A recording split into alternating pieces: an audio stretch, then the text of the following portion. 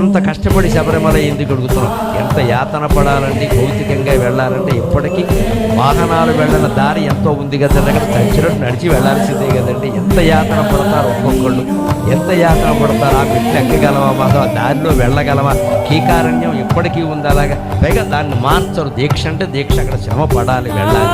అక్కడ ఏదో హెలికాప్టర్లు పెట్టేసి నానా గొడవ చేస్తే దీక్ష లోకుమైపోతుంది. కఠినమైంది కఠినంగానే ఉండాలి. దాన్ని మనం సాధించాలి కదా. దాన్ని సులభం చేసేస్తే ధనవంతులందరూ శుభ్రంగా కోట్ల రూపాయల టికెట్లు కొనుక్కొని వెళ్ళిపోతారు. అలా ఉండే అవకాశం ఉండకూడదండి. దయచేసి అయ్యప్ప దీక్షలో నిబంధనలు సరళించకండి, సరళం చేయకండి. అలాగే ఉండాలి, మనం పాటించాలి. దాన్ని ఇంకా సులభం చేద్దాం, జనంలోకి తీసుకెడదాం.